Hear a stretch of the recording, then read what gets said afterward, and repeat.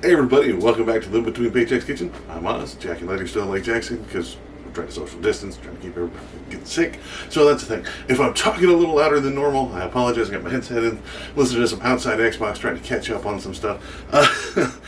Just because I'm trying out some new technology because it's the after time. This one I've always wanted to try.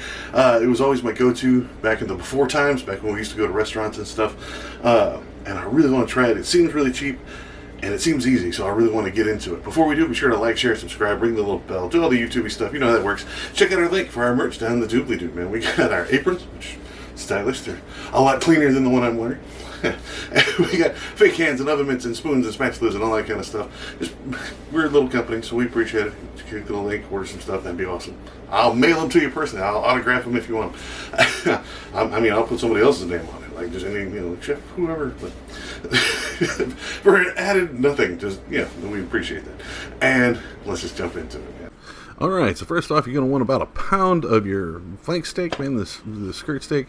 Super cheap, but it's kind of folded underneath there, so it's going to be really thin. You're going to want 3 to 4 of your green onions, but just the green parts, right? Or scallions if you can get them. You want about a tablespoon of garlic. I'm using quite a bit of that. And then the ginger. I almost forgot the ginger. That's 2 teaspoons of it. You're going to want about a third cup of water. Some cornstarch. You're going to need a little bit of the cornstarch in there. A quarter cup of that. The canola oil. We'll argue about that later. The brown sugar, you're going to need about a half a cup of that stuff, a little bit of that. And then your soy sauce stuff, you're going to need about a third cup of that as well. That's it. That's all this really is. So first things first, you want to cut against the grain, kind of find your grain. It's been caramelized. So get you a sharp knife. Shout out to Andy for the sharp knife. Thank you.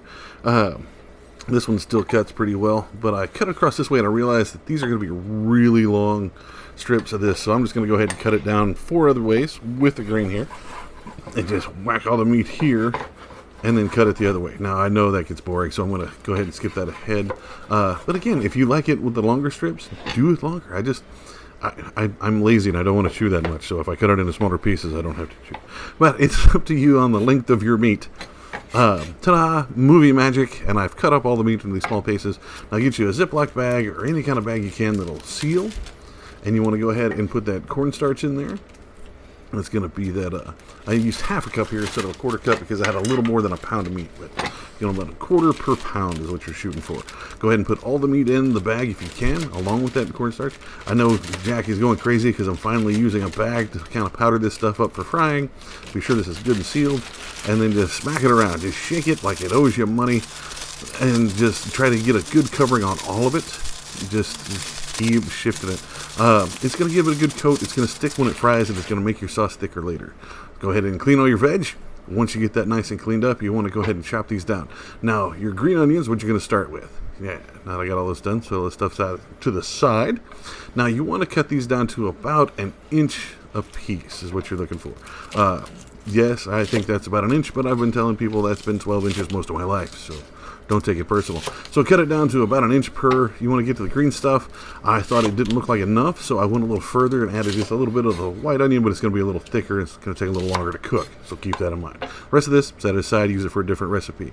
Your garlic, you want to mince it if you have a way to mince. I don't, so I have a knife, so I'm just going to cut it, run it under the blade about 3 or 4 times, just cutting up and watching my fingers. Again, I know everybody's yelling at me about my irrational, unsafe knife use, but it gets it cut down. So you want these cut down into smaller parts as you can. If you got a food processor, that would be helpful. Go ahead and do all your garlic that way. Movie magic. Camera's gone crazy on me. I don't know why it keeps doing that, like it's skipping frames.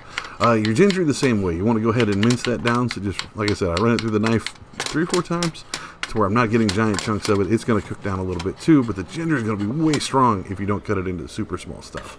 So go ahead and do that as well. And set those aside. Get you a decent sized frying pan. You're going to have to cook it all in this one, so bigger ones be better. I just had a little one. Go ahead and put it about medium high. And I use 3/4 cups of canola oil here. You could probably get away with less than that. It's just I had a little more than a pound of the meat, so I just added a little bit extra, about, like I said, 3/4 of a cup all total. You could probably get away with a lot less than that. Once that's nice and warm, just go ahead and take that bag and put it all in there. Be careful, don't let it splash.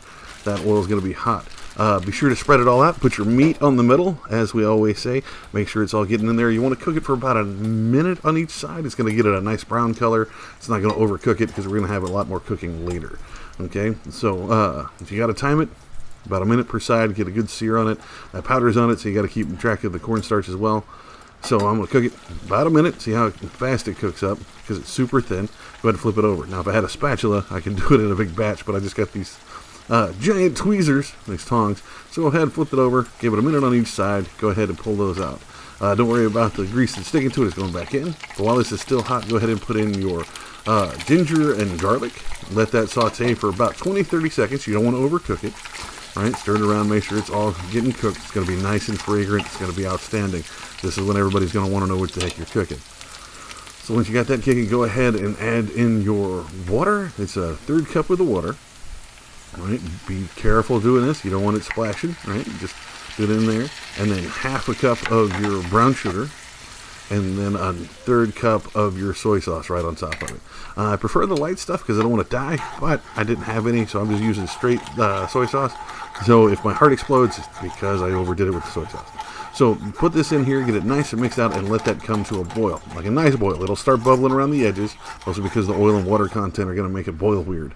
But once it bubbles all over, here we go, you can kind of see it there in the background, where it's going everywhere. Go ahead and put your meat right back in there into the sauce. Now, you want to stir this for about 30 to 60 seconds. You want to get it nice and covered all over. And then the cornstarch that's on the meat will start to thicken that sauce that's in there. If it doesn't, you can go ahead and add about a teaspoon to 1/2 tablespoon worth of cornstarch into it. Go ahead and I just sprinkled a little bit in here, and it's fine. And that'll go ahead and start thickening it up. But be sure to stir it. Don't let it just sit and cook. And it'll start thickening that stuff really well. Now, I want to redo this and add some peppers or anything right here, but I didn't have any, and it didn't fit my budget. But this would be the time to go ahead and add those as well. Those and the green onions. Your green onions are going to be your next step once this starts thickening.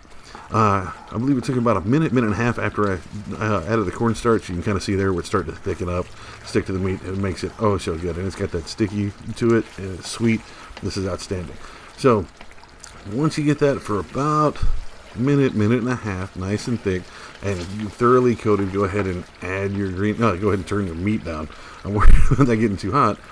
But once you get it for, like I said, a minute and a half, go ahead and add your green beans or any vegetables or any other seasoning that you're going to add. Go ahead and throw those in right now. Boop. There we go. There's our green onions and the little white ends. And give those a nice stir. Now, recipe said to give these a final cook for 20 to 30 seconds because it cooks relatively quick. But like I said, I left those white ends in there that are a little bit thicker. So I went a little longer than about a minute and a half or so to get it nice and cooked all over. But that's all it takes. This is set. This is outstanding. You can serve this over rice and stuff. That would do fine, or just eat it straight. That's what I've been doing. This is really good. If it's not sticky enough, again, you can add a little more cornstarch to it. If it's too sticky, just a little bit of water, but not too much. This one came across as a little greasy, but this is perfect.